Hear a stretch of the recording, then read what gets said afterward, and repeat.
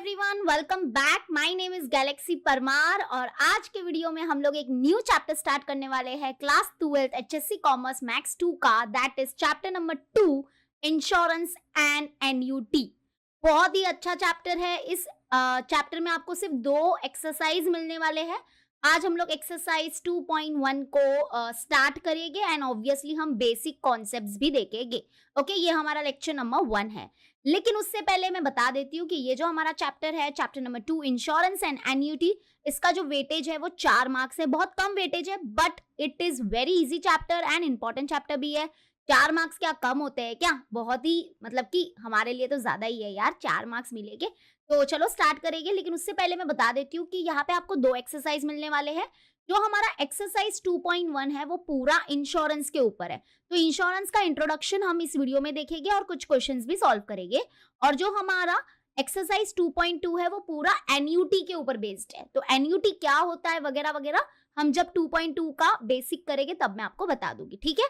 लेकिन उससे पहले अगर आपने ये जो व्हाट्सएप चैनल है वो ज्वाइन नहीं किया है तो जल्दी से व्हाट्सएप चैनल को ज्वाइन कर लो, क्योंकि वहां पे बहुत ही जल्द मैंने आपके लिए हैंड रिटन नोट्स बनाना स्टार्ट कर दिया है।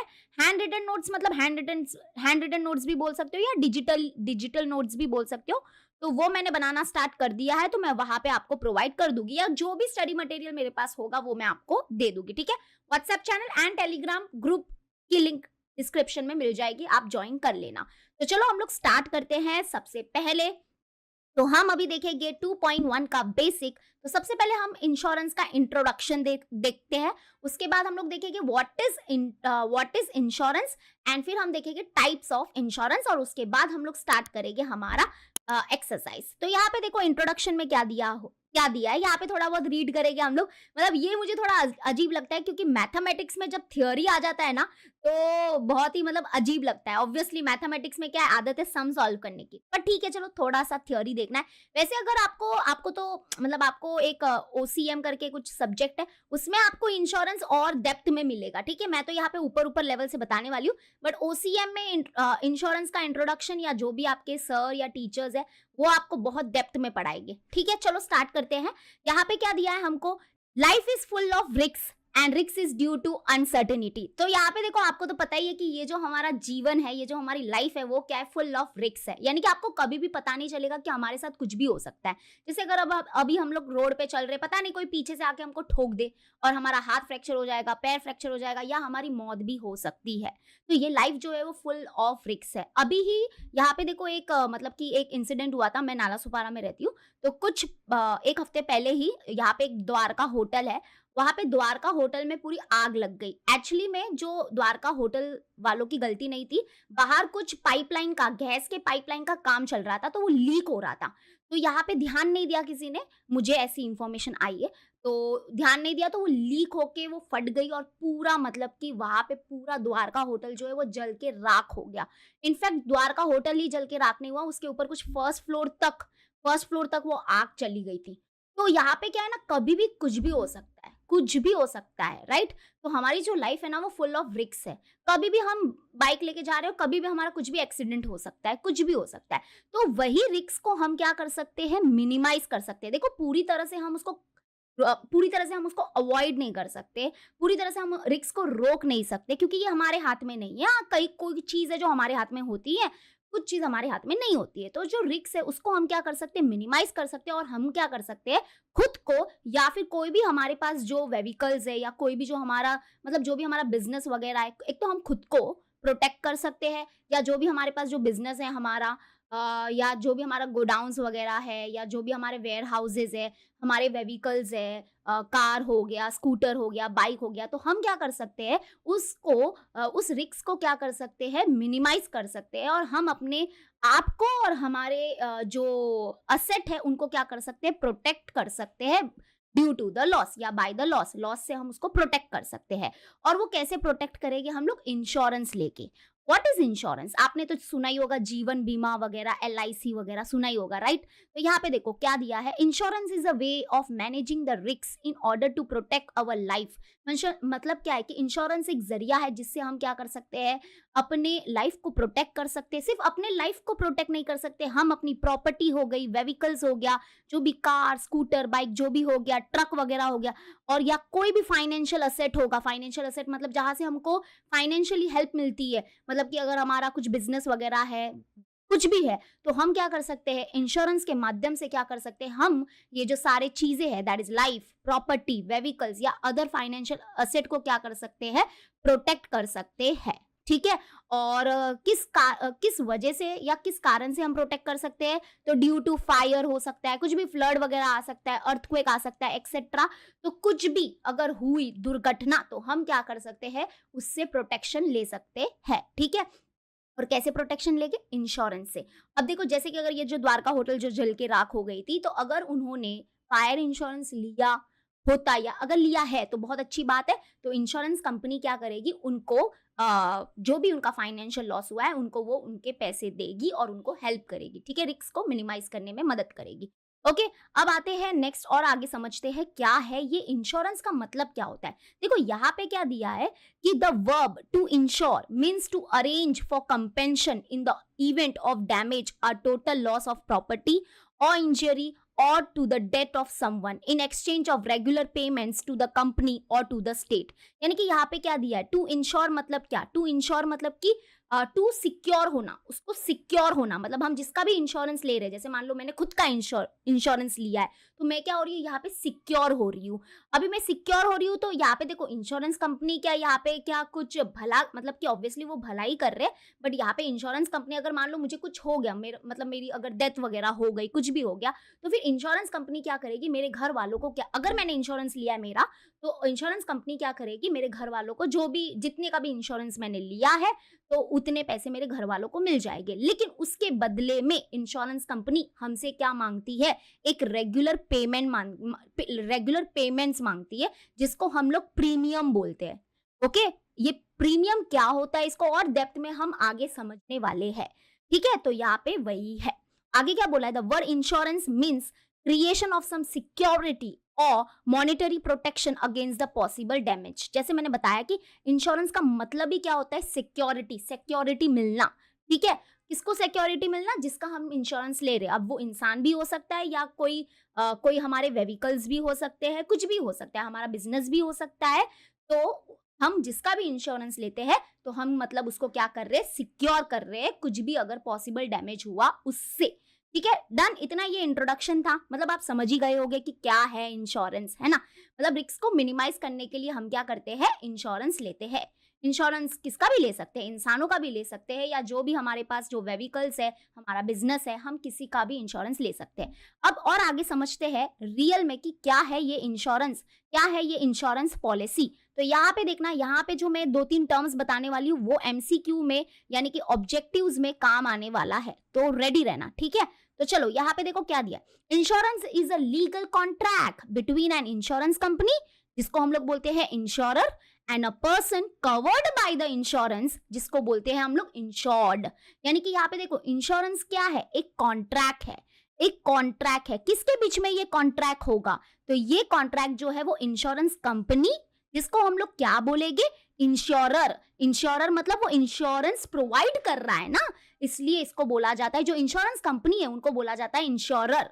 ठीक है, और यहाँ पे देखना, फिर से सुनना कि जो इंश्योरेंस है वो क्या है, लीगल कॉन्ट्रैक्ट है। किसके बीच में, एक तो इंश्योरेंस कंपनी जिसको हम इंश्योरर बोलेंगे, and a person covered by the insurance, यानी कि और जो पर्सन क्या हो रहा है, जिसका इंश्योरेंस लिया जा रहा है या जो सिक्योर हो रहा है, उसको हम लोग बोलते हैं क्या, इंश्योर्ड। मतलब वो इंश्योर्ड हो चुका है, मतलब वो सिक्योर हो चुका है, उसका इंश्योरेंस लिया गया है। अब यहाँ पे पर्सन भी हो सकता है, देखो या तो आप क्या कर सकते हो, कोई ह्यूमन बीइंग का इंश्योरेंस ले सकते हो, या फिर कोई आपका सामान होगा, व्हीकल्स होगा, या आपका बिजनेस होगा, वो भी हो सकता है। Right, okay. तो यहाँ पे इंश्योरेंस एक लीगल कॉन्ट्रैक्ट है, देखो नीचे भी वही लिखा है, an insurance policy is the legal document.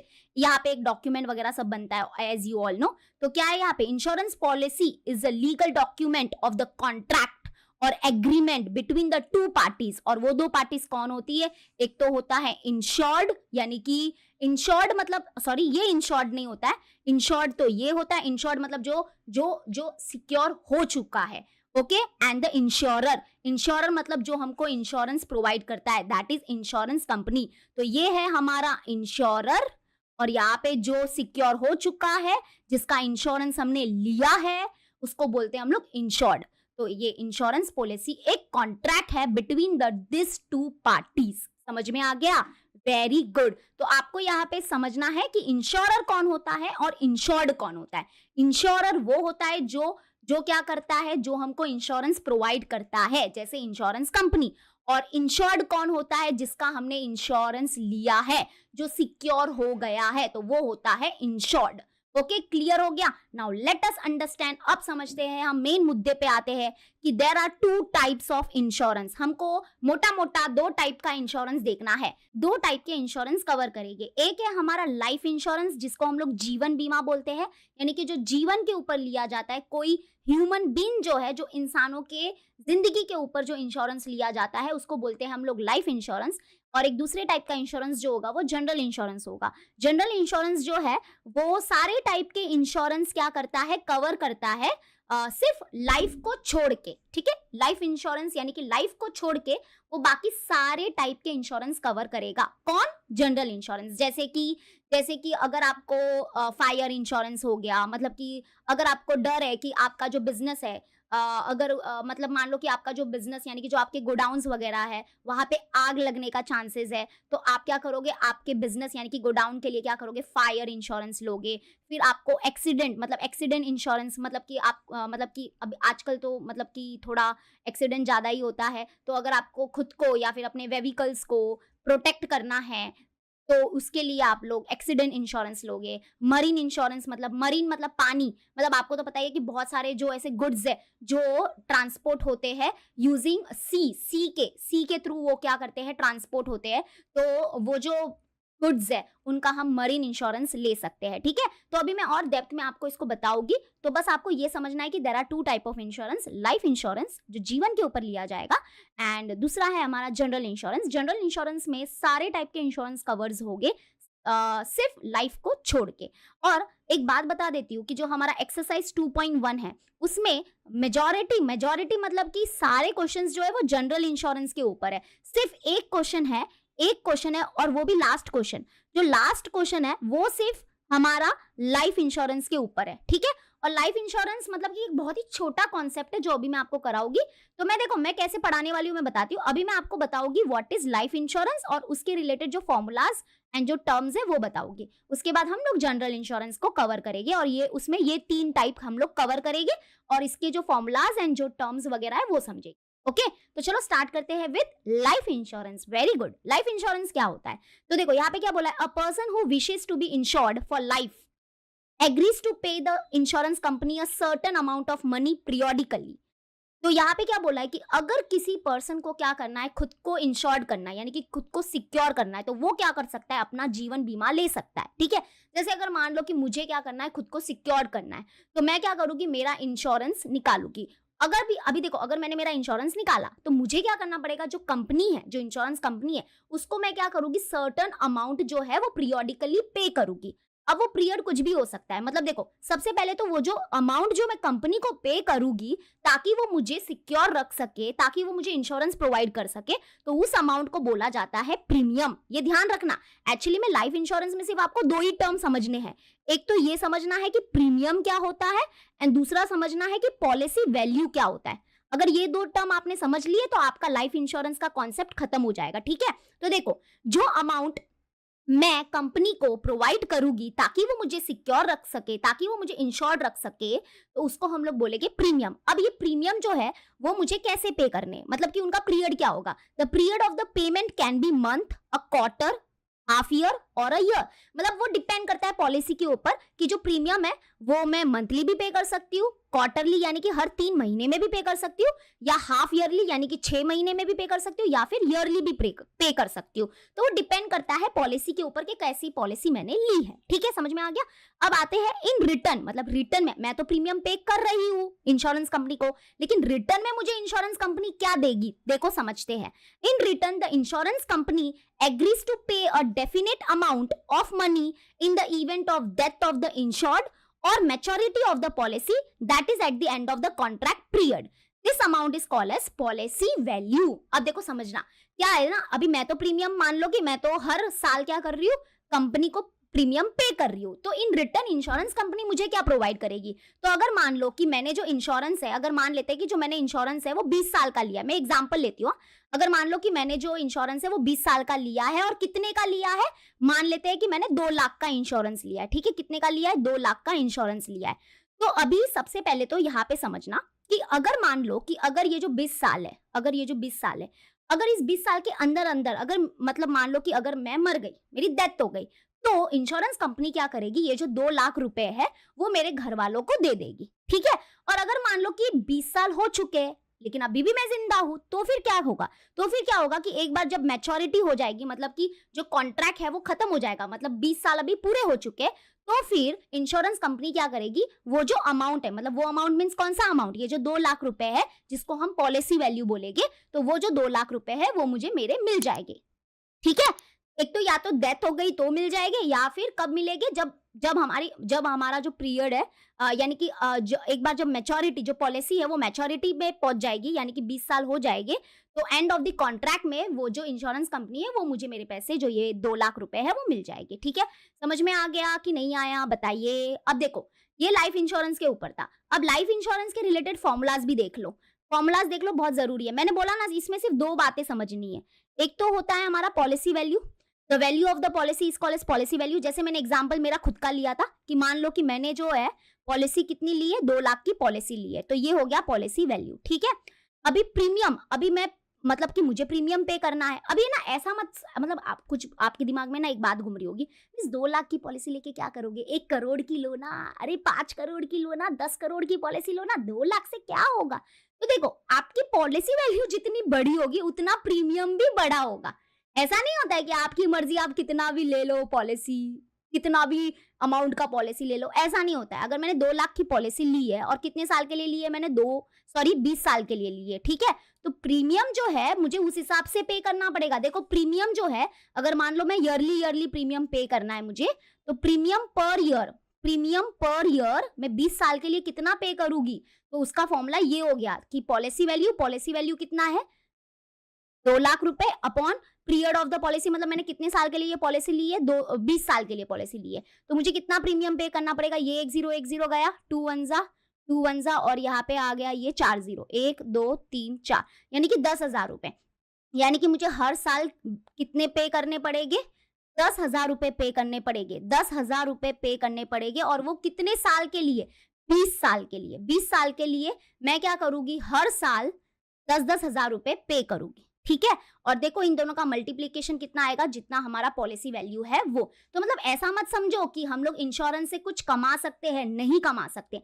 Insurance policy से हम कभी भी कुछ भी कमा नहीं सकते, ठीक है, क्लियर हो गया। तो जब ये 20 साल खत्म हो जाएंगे, मतलब एक बार मैच्योरिटी पे पहुंच जाएगी हमारी पॉलिसी, और अगर मान लो मेरी डेथ नहीं हुई है, और अगर मैं रेगुलरली प्रीमियम पे कर रही हूं, ध्यान से सुनो, ये जो प्रीमियम है वो रेगुलरली अच्छे से टाइम टू टाइम पे होना चाहिए। अगर टाइम टू टाइम पे नहीं होगा तो यहाँ पे आपका पॉलिसी मतलब कि फिर पैसे भी कटेंगे, ओके, वो तो बात की बात है, छोड़ो। मतलब मान लो कि मैं तो प्रीमियम एकदम रेगुलरली पे कर रही हूँ 10-10 हजार, और मैंने कितने साल के लिए पे किया, 20 साल के लिए पे किया।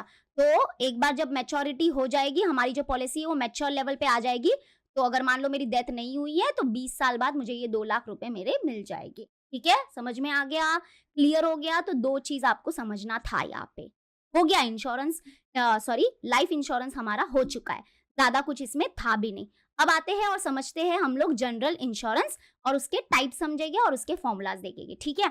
तो चलो, और ये फॉर्मूलाज लिख लो, हाँ, ये फॉर्मूला लिख लेना, पॉलिसी वैल्यू क्या होता है और प्रीमियम क्या होता है लाइफ इंश्योरेंस के रिलेटेड। अब आते हैं व्हाट इज जनरल इंश्योरेंस। तो ऑलरेडी मैंने ये जनरल इंश्योरेंस का थोड़ा इंट्रोडक्शन तो दे दिया है कि general insurance covers all type of insurance except life insurance. इसका मतलब कि जनरल इंश्योरेंस सारे टाइप के इंश्योरेंस कवर करेगा, सिर्फ लाइफ इंश्योरेंस को छोड़ के।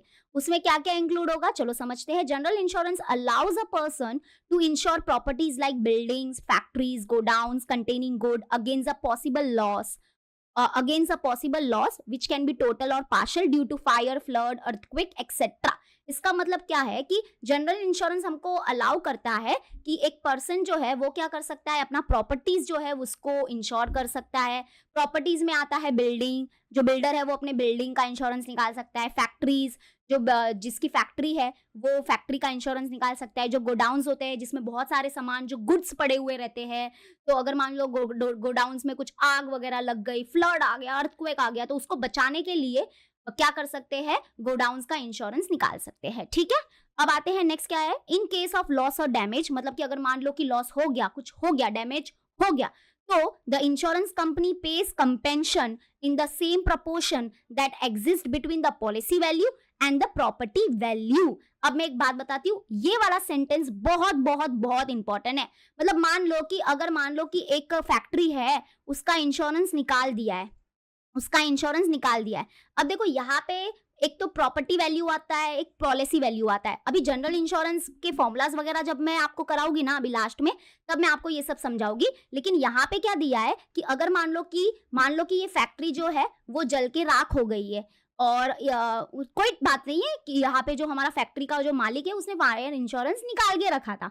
ठीक है, तो अगर कुछ लॉस या डैमेज अगर मान लो कुछ हुआ है, तो इंश्योरेंस कंपनी क्या करेगी, भरपाई देगी। और वो भरपाई कौन से प्रपोर्शन में देगी वो बहुत इंपॉर्टेंट है, और वही हम समझेंगे थोड़ा लास्ट में। तो देखो, कंपेंशन मतलब कि हाँ, इंश्योरेंस कंपनी भरपाई देगी, भरपाई करेगी अगर कुछ लॉस हुआ है तो, लेकिन वो कौन से प्रपोर्शन में भरपाई करती है वही आगे बताया गया है कि जो पॉलिसी वैल्यू और प्रॉपर्टी वैल्यू के बीच में जो प्रपोर्शन होता है, वही प्रपोर्शन लॉस और क्लेम के बीच में भी होना चाहिए। अब आपको नहीं समझ में आ रहा होगा कि मिस ये क्या है, property value, policy value, loss, claim, ये क्या है, तो ये मैं आपको आगे बताऊंगी, लेकिन ये पॉइंट ध्यान रखना। ठीक है, मैं इसके ऊपर फिर से आऊंगी, डोंट वरी। अब आते हैं जनरल इंश्योरेंस का, ये ओवरऑल इंट्रोडक्शन था। लेकिन जनरल इंश्योरेंस में हम लोग 3 टाइप के इंश्योरेंस करेंगे, एक फायर इंश्योरेंस, एक्सीडेंट इंश्योरेंस और मरीन इंश्योरेंस। बहुत ही इजी है, ज्यादा आप टेंशन मत लो, फटाफट 2x की स्पीड में इंट्रोडक्शन देख लो। ठीक है, फायर इंश्योरेंस क्या होता है? Fire insurance is a property insurance, obviously. Fire insurance is a property insurance that covers damage and losses caused by fire to the property like building, godowns containing goods, factories, etc. मतलब fire insurance जो है वो क्या करता है, वो एक property insurance है, और वो क्या करता है, कवर करता है अगर कुछ भी लॉस हुआ है हमारे प्रॉपर्टी को फायर के वजह से। ठीक है, फायर के वजह से अगर कुछ लॉस होगा और अगर हमने फायर इंश्योरेंस कराया है तो वी कैन क्लेम मतलब कि हम हाँ इंश्योरेंस कंपनी से भरपाई मांग सकते हैं। ठीक है, आगे क्या बोला है, it is possible to ensure the entire property or only its part. मतलब अगर आप चाहते हो कि पूरे प्रॉपर्टी का इंश्योरेंस निकालना है तो पूरे प्रॉपर्टी का इंश्योरेंस निकालो, या फिर आपको अगर कुछ मतलब कि या तो आपको कुछ प्रॉपर्टी का इंश्योरेंस निकालना है तो कुछ प्रॉपर्टी का इंश्योरेंस भी निकाल सकते हो। मतलब मान लो, देखो, एक तो क्या होता है कि एक तो होता है पूरा प्रॉपर्टी वैल्यू, मतलब कि आपका पूरा जो प्रॉपर्टी है, अंदर गुड्स वगैरह हो गया, अंदर सामान होगा, वो सब अगर मिला जुला के अगर मान लो कि आपका जो प्रॉपर्टी है वो है मान लो 10 लाख। ठीक है, अभी मैं थोड़ा सा ऐसा ही नंबर ले रही हूँ। मतलब मान लो कि आपका जो पूरा प्रॉपर्टी है, प्रॉपर्टी में क्या आ जाता है, सब कुछ आ जाता है, अंदर का सामान, वो प्रॉपर्टी यानी कि वो रूम का मतलब कि वो जो जहाँ पे सामान रखा गया है, वो पूरा जो हॉल, कमरा जो भी है, वो सब इंक्लूडेड। तो आपका जो पूरा प्रॉपर्टी है उसका वैल्यू है 10 लाख। ठीक है, तो यहाँ पे इसको बोलेंगे, इस प्राइस को बोलेंगे हम लोग प्रॉपर्टी वैल्यू। तो देखो, the value of the property is called as property value, वो क्या हो गया, प्रॉपर्टी वैल्यू। ठीक है, लेकिन अभी है ना, ये डिपेंड करता है कि आपको पूरी प्रॉपर्टी का इंश्योरेंस निकालना है कि ओनली इट्स पार्ट, यानी कि कुछ पार्ट का ही इंश्योरेंस निकालना है। तो अगर मान लो कि हमको पूरे प्रॉपर्टी का इंश्योरेंस नहीं निकालना है, क्योंकि अगर आप पूरे प्रॉपर्टी का इंश्योरेंस निकालोगे तो प्रीमियम पे करना पड़ता है। आपको पता है ना कि आप जितने का इंश्योरेंस निकालोगे उतना प्रीमियम भी पे करना पड़ेगा। तो आप ऐसे ये भ्रम में मत रहो कि अरे यार ज्यादा अमाउंट का ही हम लोग इंश्योरेंस लेंगे ना, मजा आएगा, कुछ हुआ तो मस्त पैसा मिलेगा। ऐसा नहीं होता है यार, ऐसा नहीं होता है, समझो। तो यहाँ पे मान लो कि पूरी प्रॉपर्टी 10 लाख की है, लेकिन अभी यहाँ पे पूरे 10 लाख का अगर हम लोग इंश्योरेंस निकालेंगे तो प्रीमियम भी भारी आएगा पे करने के लिए। तो मान लो कि हमने क्या किया कि सिर्फ हमारे प्रॉपर्टी का 50% जो हिस्सा है ना, 50% का हिस्सा जो है उसका हमने इंश्योरेंस निकाला। तो मुझे बताओ 10 लाख का 50% कितना हो जाएगा, 5 लाख हो जाएगा। तो ये जो 5 लाख है उसको बोलेंगे हम लोग पॉलिसी वैल्यू। क्या बोलेंगे, पॉलिसी वैल्यू। ठीक है, तो मतलब कि हमने जितने का इंश्योरेंस निकाला है उसको बोलते हैं पॉलिसी वैल्यू, और पूरे प्रॉपर्टी का जो वैल्यू होता है उसको बोलते हैं हम लोग प्रॉपर्टी वैल्यू। तो यहाँ पे देखो क्या लिखा है, नेक्स्ट क्या लिखा है, the value of the insured part of the property is called as policy value. मतलब जितने का हमने इंश्योरेंस निकाला है वो हो गया पॉलिसी वैल्यू। आप चाहो तो आप पूरे प्रॉपर्टी का इंश्योरेंस निकालो, कोई बात नहीं, तो तब प्रॉपर्टी वैल्यू और पॉलिसी वैल्यू इक्वल हो जाता है। ठीक है, तो समझ में आ गया, दो चीजें समझनी है आपको। और ये है ना, मतलब मैं यहाँ पे है ना आपको है ना मतलब कि जो हमारा जनरल इंश्योरेंस है ना उसके आपको टर्म्स भी बता रही हूँ साथ साथ में। प्रॉपर्टी वैल्यू मतलब पूरे एंटायर प्रॉपर्टी का जो वैल्यू होगा वो प्रॉपर्टी वैल्यू होता है। पॉलिसी वैल्यू मतलब कि जितने पार्ट का आपने इंश्योरेंस निकाला है उसको बोलेंगे हम लोग पॉलिसी वैल्यू। अब आते हैं नेक्स्ट, आगे क्या बोला है, the amount paid to the insurance company to insure the property is called as premium. ये तो हम पहले भी बोल चुके हैं और हमने ये समझ गया है कि जो अमाउंट हम क्या करते हैं इंश्योरेंस कंपनी को पे करते हैं ताकि वो हमारे प्रॉपर्टी को क्या कर सके, इंश्योर रख सके, मतलब सिक्योर रख सके, तो उसको हम प्रीमियम बोलते हैं। ठीक है, अभी यहाँ पे देखना ये बहुत इंपॉर्टेंट है, the period of the fire insurance. Fire insurance जो होता है उसका पीरियड क्या होता है, 1 ईयर होता है। उसका जो पीरियड है वो क्या होता है, 1 ईयर का होता है। ओके, क्लियर हो गया। तो the period of the fire insurance याद रखना, ये एमसीक्यू में आता है। तो जो पीरियड है हमारे फायर इंश्योरेंस का वो 1 ईयर होता है। तो मतलब फायर इंश्योरेंस समझा कि नहीं समझा बोलो, ये तो बहुत ही इजी था। फायर इंश्योरेंस मतलब अगर हमको हमारे प्रॉपर्टी को अगर हमको हमारे प्रॉपर्टी को फायर के होने के दुर्घटना से अगर बचाना है, हमको अपने लॉसेस को मिनिमाइज करना है, तो हम क्या करेंगे, हमारी प्रॉपर्टी का फायर इंश्योरेंस निकालेंगे। ठीक है, डन। नेक्स्ट आ जाते हैं और समझते हैं accident insurance. Yes, accident insurance में देखो यहाँ पे जो जितना बोला गया है मैं उतना समझाती हूँ। एक क्या होता है एक्सीडेंट इंश्योरेंस में आता है कि personal accident insurance. Personal accident insurance क्या होता है, it is a policy that can reimbursed your medical cost, provide compensations in the case of disability other caused by accident or death caused by accident। मतलब एक क्या होता है, एक personal accident insurance होता है। उसमें क्या होता है ना कि हम क्या कर सकते हैं, ये जो पर्सनल एक्सीडेंट इंश्योरेंस पॉलिसी जो है वो हमको क्या प्रोवाइड करता है कि अगर मान लो हमारा कुछ एक्सीडेंट हो गया, हम जा रहे थे स्कूटर से और हमारा एक्सीडेंट हो गया और हमारा हाथ वगैरह कुछ फ्रैक्चर हो गया, तो ये जो हमारा फ्रैक्चर वगैरह हुआ है उसका जो मेडिकल कॉस्ट वगैरह जो होगा, पर्सनल है ना, पर्सनल मतलब हमने खुद के लिए लिया हुआ है ऐसा समझो, तो जो भी मेडिकल कॉस्ट वगैरह होगा, जो भी फ्रैक्चर का वगैरह जो भी खर्चा वगैरह आया होगा मेडिकल दवाई वगैरह का, तो वो इसमें कवर हो जाएगा। या अगर कुछ भी डिसेबिलिटी हुई, डिसेबिलिटी मतलब कि अगर मान लो कि अभी क्या हो गया, फ्रैक्चर वगैरह हो गया, तो उसके वजह से मान लो पैर का फ्रैक्चर वगैरह हो गया, अगर मान लो कि हम पैर फ्रैक्चर हो गया, इसका मतलब हम काम में भी नहीं जा सकते, हम काम को नहीं जा सकते, तो वो जो हमारा जितने दिन का हमारा काम मिस हो रहा है,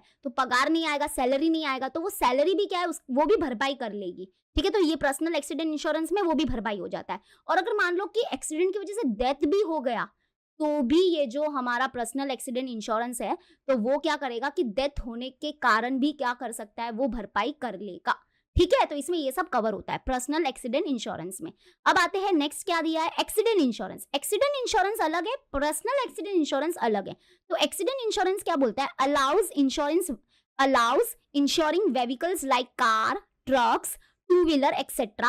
against to the vehicle due to accidents.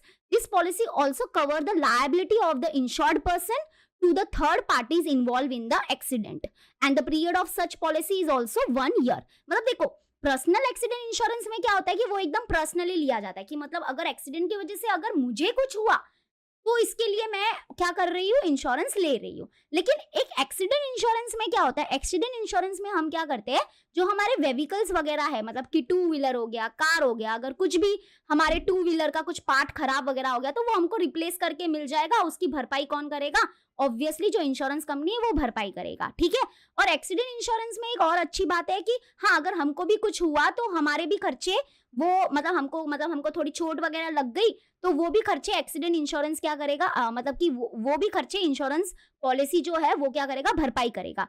और इसमें सबसे अच्छी बात क्या होती है एक्सीडेंट इंश्योरेंस में, यहाँ पे क्या लिखा है, this policy also covers the liability of the insured person to the third party involve in the accident. Third party involve in the accident मतलब क्या, कि अगर मान लो कि मैंने अपना एक्सीडेंट इंश्योरेंस कराया था, मैंने अपना एक्सीडेंट इंश्योरेंस कराया तो इसमें क्या क्या कवर होगा कि अगर मेरे व्हीकल्स को यानी कि अगर मेरे कार को, मतलब एग्जांपल कार लेती हूँ, ठीक है, ये मेरी कार है मान लो, तो अगर मान लो मेरी कार को कुछ हुआ, उसका कुछ भी पार्ट अगर डैमेज हुआ तो वो पार्ट मैं रिप्लेस कर दूंगी, उसकी भरपाई कौन करेगा? इंश्योरेंस कंपनी करेगा, ठीक है। अगर मान लो कि मुझे कुछ हुआ, मुझे कुछ छोट वोट लगा, तो मेरा मेडिकल कॉस्ट जो है, मेरा मेडिकल कॉस्ट वगैरह जो भी खर्चा आएगा, मेडिसिन वगैरह, वो भी भरपाई करेगा। तो ये फर्स्ट पार्टी, सेकेंड पार्टी। और थर्ड पार्टी कौन होगा? थर्ड पार्टी मतलब सामने वाला पार्टी। सामने वाला का अगर कुछ भी नुकसान हुआ, ठीक है, सामने वाले का भी अगर कुछ नुकसान हुआ तो वो भी इसमें क्या होगा? वो भी इसमें भरपाई हो जाएगा। तो थर्ड पार्टी जो इन्वॉल्व है एक्सीडेंट में, उसकी भी भरपाई ये जो इंश्योरेंस कंपनी है वो कर लेगा, ठीक है। सामने वाला मतलब समझ में आ गया। और इस पॉलिसी का भी जो पीरियड है वो 1 ईयर होता है। हमारे ना क्वेश्चन में एक्सीडेंट इंश्योरेंस के क्वेश्चंस है भी नहीं। हमारे जो जनरल इंश्योरेंस, देखो मैं अभी एक बात बताती हूँ आपको, थोड़ा सा थियोरी में बोर भी हो जाता है, बट कोई बात नहीं, थोड़ा 2x की स्पीड में सुन लो, अभी क्या ही जाता है आपका। देखो जब हमने ये किया था ना जनरल इंश्योरेंस, जो अभी मैं आपको करा रही हूँ ना, तो जनरल इंश्योरेंस में देखो फायर वाला हो गया, एक्सीडेंट वाला हो गया, अभी ये लास्ट बचा है मरीन इंश्योरेंस। अब मैं आपको बताती हूँ कि जो हमारे 2.1 के जो क्वेश्चन है वो ऑब्वियसली मैंने बता दिया था कि वो जनरल इंश्योरेंस के ऊपर ज्यादा है, लेकिन उसमें भी ज्यादा क्वेश्चन आपको फायर इंश्योरेंस के दिखेंगे और मरीन इंश्योरेंस के दिखेंगे, ठीक है। बस ये एक्सीडेंट इंश्योरेंस के क्वेश्चन है भी नहीं, और सब क्वेश्चन एक ही टाइप में आपको मतलब समझ में आ जाएगा, इजी है। जितना मैं थ्योरी आपको पढ़ा रही हूँ, पर ठीक है वो समझना रहता है, इट इज इंपॉर्टेंट कि आप थ्योरी को समझो। अब आते हैं मरीन इंश्योरेंस। मरीन मतलब पानी के रिलेटेड कुछ है, सी के रिलेटेड है, ठीक है। क्या दिया देखो, marine insurance covers goods, freight, cargo etcetera against loss or damage due in transit. Marine insurance covers goods, freight, cargo etcetera against loss or damage due in transit by road, rail, sea or air. यानी कि यहाँ पे क्या करता है marine insurance जो है वो क्या करता है, ऐसे गुड्स को कवर करता है अगर उसको लॉस हो रहा है due to what, due to अगर सी के माध्यम से, पता है बहुत सारे ट्रांसपोर्ट होते हैं गुड्स के, तो अगर मान लो कि marine insurance covers goods, Marine insurance covers goods, freight, cargo, etc. against loss or damage during transit by road, rail, sea or air. फिर यहाँ पे क्या बोलता है, shipments are protected from the time they leave the seller's warehouse till the time they reach the buyer warehouse. इसका मतलब क्या है कि आपको तो पता ही होगा कि कुछ कुछ ऐसे भी हमारे गुड्स होते हैं जो ट्रांसपोर्ट होते हैं इन द सी के माध्यम से, क्या होते हैं वो एक जगह से दूसरे जगह तक पहुंचते हैं, या तो बाय यूजिंग एयर के माध्यम से भी पहुंचते हैं। पता है बहुत ही बल्क में गुड्स जो है वो क्या होते हैं, बाय एयर भी क्या होते हैं, इधर से उधर जाते हैं। तो अगर मान लो कि उस बीच में अगर कुछ भी गुड्स को अगर कुछ भी डैमेज हुआ, लॉस हुआ, तो मरीन इंश्योरेंस अगर हमने लिया हुआ है तो इंश्योरेंस कंपनी क्या करेगी, उसकी भरपाई करेगी। और यहाँ पे देखो, यहाँ पे शिपमेंट्स आर प्रोटेक्टेड मतलब क्या कि इसका मतलब कि ये प्रोटेक्शन कहाँ से कहाँ तक आपको मिलेगा कि जब तक आप मान लो कि ये जो सेलर है, ये सेलर जो है उसका वेयर हाउस है और ये हमारे बायर का वेयर हाउस है, ठीक है। गोडाउन, वेयर हाउस मतलब गोडाउन, ठीक है। तो ये है हमारे सेलर का गोडाउन और ये है हमारे बायर का गोडाउन, और दोनों बहुत ही दूर है। एक स्टेट से दूसरे स्टेट में जाना है, जैसे महाराष्ट्र से अगर मान लो कि किधर जाना है, कर्नाटका वगैरह जाना है, तो यहाँ पे देखो अगर मान लो कि सेलर के वेयर हाउस से ये गुड्स निकलेंगे, शीप में उसको जमा करेंगे और उसके बाद वो शीप के माध्यम से हमारे बायर के वेयर हाउस में पहुंचेंगे, बरोबर। तो सेलर के वेयर हाउस से जैसे ही वो निकलेंगे तब से उनका मरीन इंश्योरेंस चालू हो जाता है।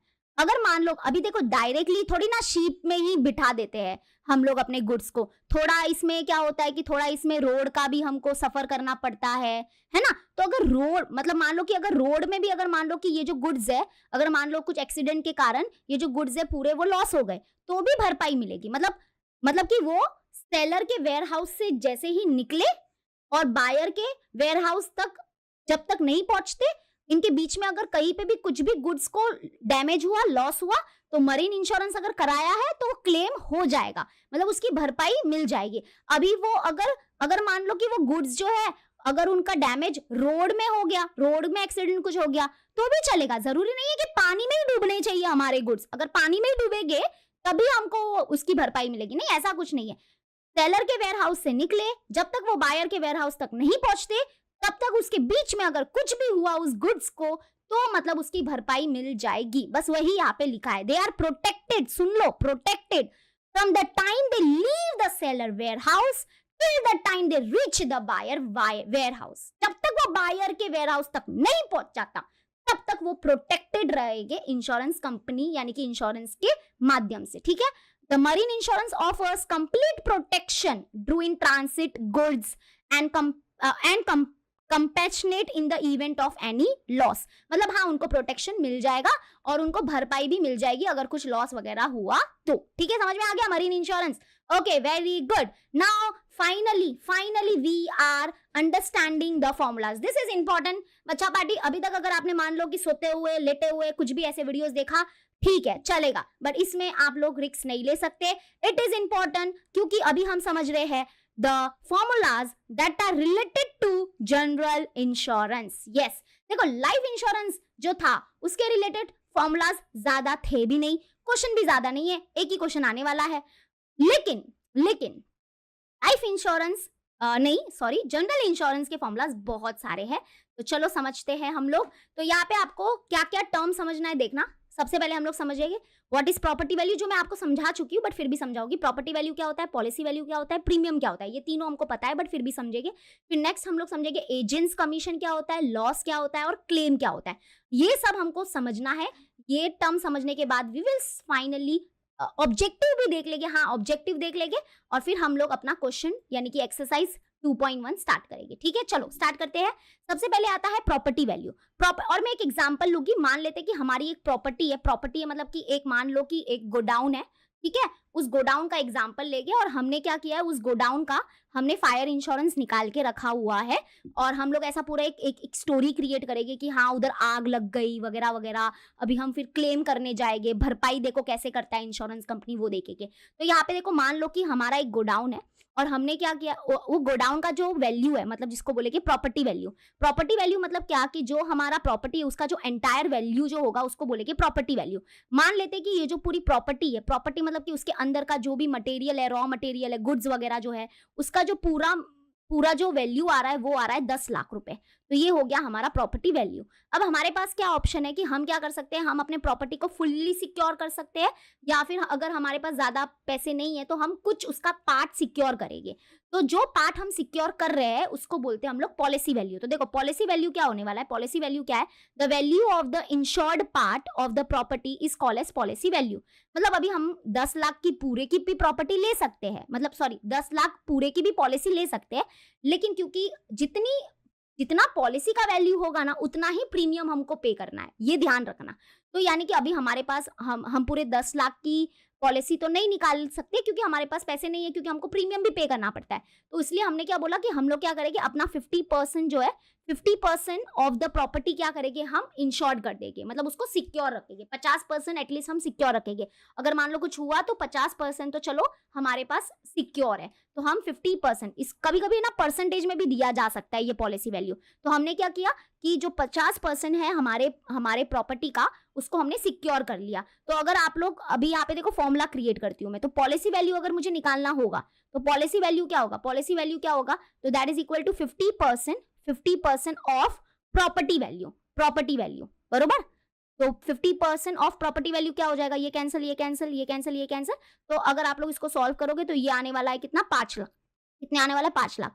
मतलब ये हो गया हमारा पॉलिसी वैल्यू। तो यहाँ पे फॉर्मूला भी क्रिएट हो रहा है, तो एक पहला फॉर्मूला हमको मिल गया, policy value is equal to some percentage of property value, ठीक है। अब पॉलिसी वैल्यू समझ में आ गया। अब आते प्रीमियम। प्रीमियम क्या होता है, तो amount that is paid to the insurance company to insure the property is called as premium. मतलब कि हाँ, आप हमारी प्रॉपर्टी को क्या करो, इंश्योर रखो, यानी कि सिक्योर रखो। उसके लिए हम आपको यानी कि हम क्या करेंगे, इंश्योरेंस कंपनी को एक अमाउंट पे करेंगे जिसको बोलते हैं प्रीमियम। और ये प्रीमियम क्या होता है, प्रीमियम का फॉर्मूला क्या होता है, तो प्रीमियम यूजुअली परसेंटेज में क्या होता है, डिफाइन होता है। तो ये मान लो कि 5% है, कि रेट ऑफ प्रीमियम क्या है, 5% है। तो ये जो प्रीमियम है वो किसके ऊपर कैलकुलेट होगा, पॉलिसी वैल्यू के ऊपर कैलकुलेट होगा। आपने जितने की पॉलिसी ली है उतना परसेंटेज, जितने की पॉलिसी ली है उसके ऊपर हमारा प्रीमियम डिपेंड करता है। तो अगर मान लो कि प्रीमियम निकालना है कि हमको कितना प्रीमियम पे करना पड़ेगा, तो प्रीमियम का फॉर्मूला होगा premium is equal to rate of premium कितना है 5%, तो 5% ऑफ किसका, 5% ऑफ पॉलिसी वैल्यू का, ठीक है, पॉलिसी वैल्यू का, क्योंकि जितनी बड़ी पॉलिसी उतना प्रीमियम पे करो। तो ऐसा तो नहीं है कि हम करोड़ करोड़ की पॉलिसी ले ले, फिर तो क्या करेंगे, सब लोग करोड़ करोड़ की पॉलिसी ले लेंगे। लेकिन ये ध्यान रखना कि जितनी की पॉलिसी लोगे उतना प्रीमियम पे करने को आता है फिर, ठीक है। तो ये 2 0, ये 2 0, ये 2 0, ये 2 कैंसिल हो गया, कितना आ गया 1 2 3, पीछे से 1 2 3 और यहाँ पे 5 5 कितना हो गया 25। तो 25,000 क्या है हमारा प्रीमियम पे करने को आ रहा है हमको, ठीक है। क्लियर हो गया, ये प्रीमियम हो गया।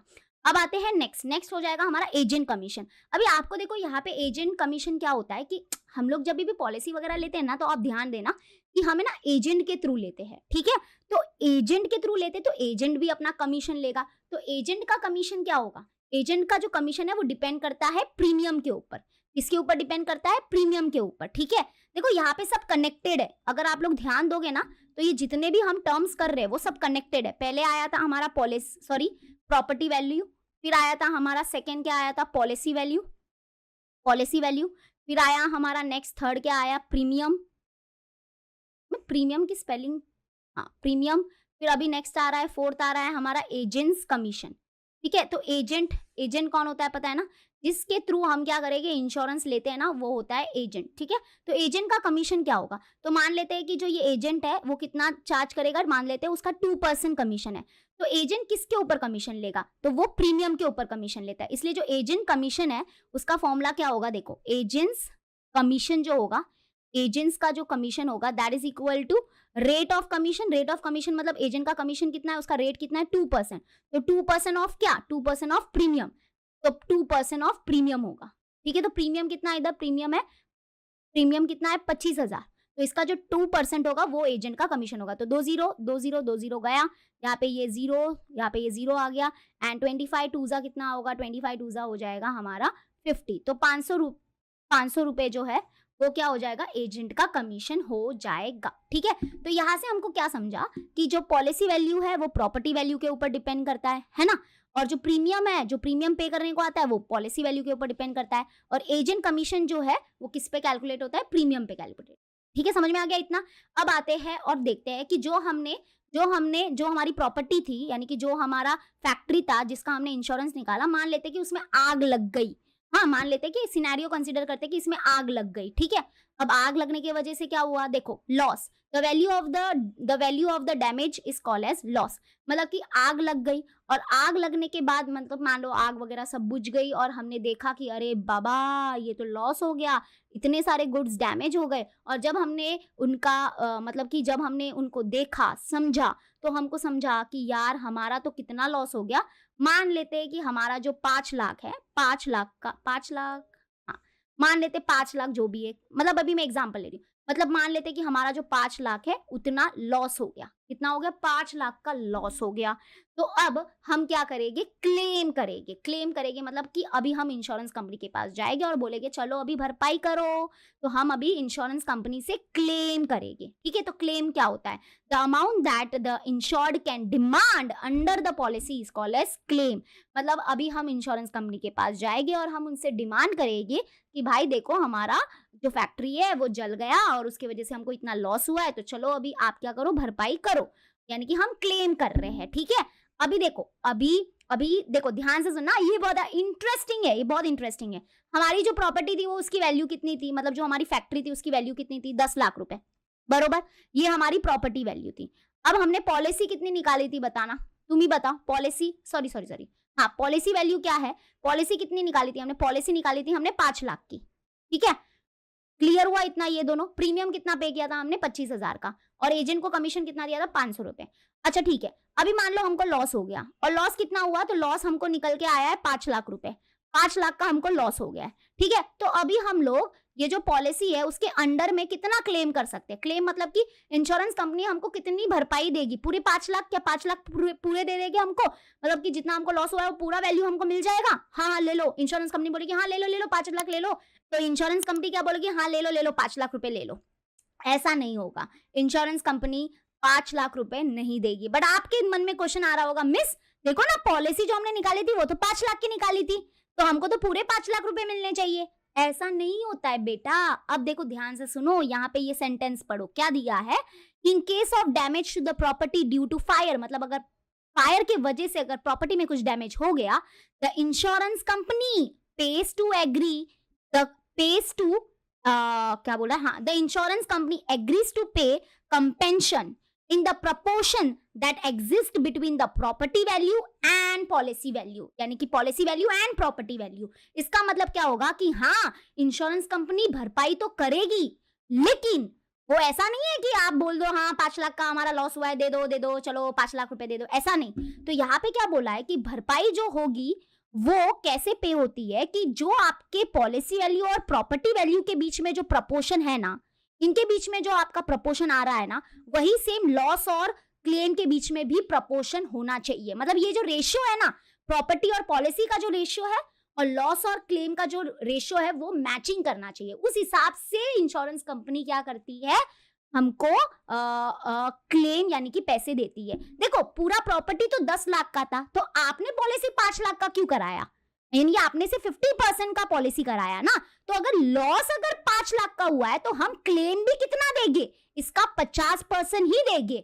तो 5 लाख का 50% कितना होता है, 2,50,000 रुपए। तो 2,50,000 रुपए क्लेम आएगा। तो यहाँ पे वही बोला है कि भरपाई जो होती है वो क्या होती है कि जो, देखो ध्यान से सुनना, अभी मैं आपको फॉर्मूला लिख के दे रही हूँ, क्लेम का फॉर्मूला, कि जो हमारा पॉलिसी वैल्यू और जो प्रॉपर्टी वैल्यू है, जो पॉलिसी वैल्यू और जो प्रॉपर्टी वैल्यू के बीच में जो प्रपोर्शन है, प्रपोर्शन मतलब जो रेशियो है, वही हमारा क्या होगा, क्लेम और लॉस के बीच में रेशियो होता है। ठीक है, जितनी आपकी प्रॉपर्टी है और जितने की आपकी प्रॉपर्टी और पॉलिसी के बीच में जो रेशियो आ रहा है, वही आपका लॉस और क्लेम के बीच में रेशियो आना चाहिए। तो इसलिए क्लेम का फॉर्मूला देखना, क्लेम का फॉर्मूला क्या हो जाता है, ये हमारा मेन फॉर्मूला है। क्लेम का फॉर्मूला क्या होगा, दैट इज इक्वल टू, ये लॉस डिवाइड में है, उधर गया तो मल्टीप्लाई में हो जाएगा। तो क्लेम का फॉर्मूला हो जाएगा पॉलिसी वैल्यू अपॉन क्या हो जाएगा, property value into claim, into claim नहीं, इनटू लॉस, उधर लॉस। तो अगर हम लोग सारे वैल्यूज को पुट करते हैं तो पॉलिसी कितने का लिया था हमने, 5 लाख का लिया था। प्रॉपर्टी वैल्यू कितना था हमारा, 10 लाख का था। और लॉस कितना हुआ, लॉस हमको 5 लाख का हुआ। ठीक है, तो सॉल्व करो, 1 2 3 4 और ये 5 हो गया और एक 0 और एक 0 गया, तो 5 5 कितना हो गया, 5 5 25 हो गया। और यहाँ पे कितने 0 है, 4, 1 2 3 4। तो यानी कि जो क्लेम है, जैसे मैंने बताया था, क्लेम कितना होगा, क्लेम होगा यहाँ पे अगर देखोगे तो 2,50,000 का क्लेम कर सकते हैं। ठीक है, तो जितना लॉस हुआ उसका 50% का क्लेम करेंगे। क्यों, क्योंकि जितनी हमारी प्रॉपर्टी वैल्यू थी उसका 50% का आपने पॉलिसी निकाला था, तो क्लेम भी 50% ही होगा लॉस का। ठीक है, अगर आप पूरे प्रॉपर्टी का पॉलिसी निकालते तो जितना लॉस हुआ होता तो वो पूरा मिल जाता आपको, ऐसा होता है। ठीक है, तो यहाँ पे हमने सब कुछ समझ लिया है। आई होप आपको अच्छे से समझ में आया होगा। Now let us move to objective. थोड़ा मैं, जैसे आपको पता ही है ना, हमारी परंपरा है, ये परंपरा, क्या परंपरा है कि हम जैसे ही ऑब्जेक्टिव यानी कि हम बेसिक कॉन्सेप्ट कर लेते तो हम थोड़ा सा ऑब्जेक्टिव देखते हैं। तो ऑब्जेक्टिव क्या दिया है, देखो, चूज द करेक्ट अल्टरनेटिव। यहाँ पे क्या दिया है, अ contract that pledges payment of an agreed upon amount to a person on a happening of an event covered against is technically known as what, death coverage, savings of future, life insurance या provident fund. तो इसको बोलेंगे life insurance. Life insurance क्यों बोलेंगे, क्योंकि एक ऐसा contract, life insurance एक ऐसा कॉन्ट्रैक्ट है जो क्या प्लेज करता है कि अगर मान लो कि कुछ पर्सन को कुछ हो गया तो वो मतलब कि वो जो कॉन्ट्रैक्ट है वो प्लेज करता है कि जो भी अमाउंट है वो उसको या उसके नॉमिनीज को मिल सकता है। ठीक है, यही यहाँ पे लिखा है, देखो, a contract that pledges payment of an agreed upon amount to a person on the happening of an event covered against. यानी कि मतलब कि ये कॉन्ट्रैक्ट क्या करता है, प्लेज करता है कि हम पेमेंट दे देंगे उस पर्सन को या फिर उसके नॉमिनीज को भी दे देंगे अगर वो इवेंट हो गया तो। ठीक है, इवेंट हो गया तो मतलब डेथ हो गई तो पेमेंट मिल जाएगा आपको या आपके घर वाले को यानी कि नॉमिनीज को, या अगर कॉन्ट्रैक्ट खत्म हो गया लेकिन आपकी डेथ नहीं हुई है तो भी आपको पैसे आपके मिल जाएंगे। वो कौन सा है कॉन्ट्रैक्ट, लाइफ इंश्योरेंस का। सेकेंड वन क्या दिया, the insurance companies collect a fix amount from their customer at the fix interval of time, this amount is called as, obviously premium बोला जाता है इसको। इंश्योरेंस कंपनी क्या करती है, अपने कस्टमर से एक फिक्स अमाउंट कलेक्ट करती है जिसको हम प्रीमियम बोलते हैं। Following are the different types of insurance, मतलब इसमें कौन से टाइप के इंश्योरेंस है, ये सारे ही हमारे टाइप ऑफ इंश्योरेंस है। लाइफ इंश्योरेंस, हेल्थ इंश्योरेंस भी होता है, लायबिलिटी इंश्योरेंस भी होता है। तो मतलब ऑल द थ्री मतलब ये सारे ही डिफरेंट टाइप्स ऑफ इंश्योरेंस है। अब फोर्थ वन क्या दिया है, बाय टेकिंग इंश्योरेंस, मतलब by taking insurance and individual, मतलब इंश्योरेंस लेने के कारण इंडिविजुअल, मतलब कि एक इंडिविजुअल को क्या महसूस होता है, reduce the risk of an accident, मतलब कि वो इंडिविजुअल जो है वो एक्सीडेंट के रिस्क को रिड्यूस कर सकता है क्या, नहीं, एक्सीडेंट होना है तो वो तो होने ही वाला है। Reduce the cost of an accident, या फिर transfer the risk to someone else, या फिर covers the possibility of large loss to a certainty of the small one. तो ये वाला हमारा आंसर है कि अगर हम इंश्योरेंस लेते हैं तो एक इंडिविजुअल जो है वो क्या कर सकता है, वो कन्वर्ट कर सकता है, क्या कन्वर्ट कर सकता है कि जो उसको लार्ज लॉस हो रहा था या होने वाला था वो उसको स्मॉल वन में क्या कर सकता है, कन्वर्ट कर सकता है। कि बड़ा लॉस हो रहा था बट क्योंकि उसने इंश्योरेंस लिया था तो उसके वजह से उसका लॉस जो है वो कम हो जाता है। ठीक है, बाकी ये सब नहीं होगा, ये सब एन्यूटी के ऊपर है, तो मैंने ऑलरेडी मार्क किया, वही करना है। Question number 2, filling the blanks क्या दिया है, an instalment of money paid for insurance is called what, मतलब कि an instalment of money paid for insurance, मतलब हम इंस्टॉल में जो मनी पे करते हैं इंश्योरेंस कंपनी को, इंस्टॉलमेंट में जो पे करते हैं, मतलब हर साल जो पे करते हैं, हर क्वार्टरली भी पे कर सकते हैं, तो उसको हम क्या बोलते हैं, वो इंस्टॉलमेंट ऑफ मनी को क्या बोलते हैं, प्रीमियम बोलते हैं। General insurance covers all risk, मतलब जनरल इंश्योरेंस जो है वो सारे टाइप्स के इंश्योरेंस कवर करेगा लेकिन एक्सेप्ट फॉर लाइफ को वो कवर नहीं करता है। ठीक है, लाइफ इंश्योरेंस को कवर नहीं करता है। The value of the property is called as, यानी कि पूरे जो प्रॉपर्टी का वैल्यू जो होता है उसको हम लोग बोलते हैं property value. And the value of the insured property is called as policy value, मतलब हमने पूरे प्रॉपर्टी का इंश्योरेंस निकाला है तो अच्छी बात है, वही हमारा पॉलिसी वैल्यू हो जाएगा। लेकिन हमने उसके कुछ पार्ट का इंश्योरेंस निकाला है तो उसको हम लोग पॉलिसी वैल्यू बोलेंगे। The value of the insured property, मतलब जितने प्रॉपर्टी का जो प्रॉपर्टी है पूरी, उसका जो हिस्सा हम इंश्योर कर रहे हैं उस हिस्से को बोलते हैं हम लोग पॉलिसी वैल्यू। ठीक है, समझ में आ गया। नेक्स्ट, ट्रू और फॉल्स। ट्रू और फॉल्स नीचे होगा, हाँ इधर ही है। क्या दिया है, ट्रू और फॉल्स में कौन कौन से क्वेश्चन है देखो। ट्रू और फॉल्स, हाँ, general insurance covers life, fire and thief मतलब चोरी वाला। तो जनरल इंश्योरेंस क्या क्या कवर करता है, लाइफ इंश्योरेंस कवर करता है, फायर इंश्योरेंस कवर करता है एंड थीफ इंश्योरेंस कवर करता है। अरे false, general insurance life insurance को कवर नहीं करता है, तो पहले ही फॉल्स हो गया। The amount of claim can not exceed the amount of loss, obviously ये ट्रू है। मतलब कि यहाँ पे क्या बोला है, जो क्लेम का जो अमाउंट है वो कभी भी लॉस के अमाउंट से बड़ा नहीं हो सकता। ऑब्वियसली क्लेम जो है वो हम कितना कर सकते हैं, या तो मतलब कि वो क्लेम का जो अमाउंट है वो लॉस से बड़ा कैसे हो सकता है। अभी जो हमने एग्जांपल भी देखा था तो लॉस कितना था, 5 लाख का, लेकिन क्लेम कितना हुआ, 2 लाख, उसका 50% ही क्लेम हो पाया।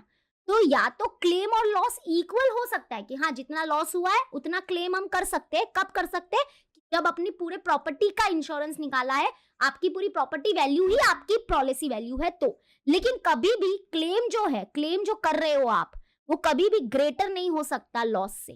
ठीक है, क्लेम ज्यादा कर ही नहीं सकते हम। क्लियर हुआ, तो ये ट्रू है। तो यहाँ पे वही लिखा है, the amount of claim can not exist मतलब कि कैनॉट बी मोर, एक्सिस्ट मतलब ग्रेटर या more, cannot be greater than the amount of loss, नहीं हो सकता ये ग्रेटर। सही बोला इन लोग ने।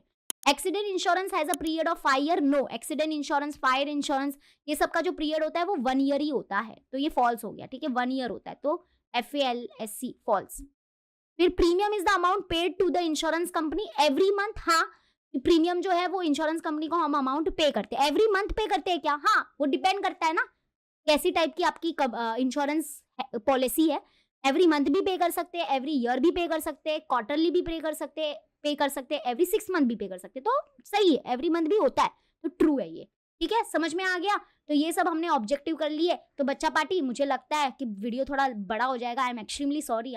मैंने ना थंबनेल में लिखा था कि हम 2 क्वेश्चंस कर लेंगे, बट मैं आप ट्राई कर लो, ये तो बहुत इजी है, आप खुद ही कर लोगे। तो हम है ना इसको नेक्स्ट लेक्चर में स्टार्ट करेंगे, चलेगा? नेक्स्ट लेक्चर में स्टार्ट करें ना, चलेगा ना? एक बार आप ऑब्जेक्टिव मतलब कि बेसिक भी इंपॉर्टेंट है ना, बेसिक का वीडियो देखना चाहिए, ठीक है। तो हम नेक्स्ट लेक्चर में क्या करेंगे, ये दो क्वेश्चन नहीं, बहुत सारे क्वेश्चन करेंगे नेक्स्ट लेक्चर में, करेंगे पक्का करेंगे। और जितना हो सके ये वीडियो को आप प्लीज देखो, मैंने पीपीटी वगैरह बना के रखी थी, मैंने सोचा था दो क्वेश्चन हो जाएंगे, बट वीडियो बड़ा हो जाएगा। तो thank you for watching the video. Next lecture से हम एक्सरसाइज स्टार्ट करने वाले हैं, मैं फॉर्मूला लिस्ट भी आपको नेक्स्ट लेक्चर में ही दूंगी, ठीक है। तो चलो मिलते हैं अपने नेक्स्ट वीडियो में। आई होप आपको ये वीडियो अच्छा लगा होगा। मिलते हैं नेक्स्ट वीडियो में। Hand written notes, digital notes बन रहे हैं आपके लिए। यस, मैं भी एक्साइटेड हूँ आपसे शेयर करने के लिए।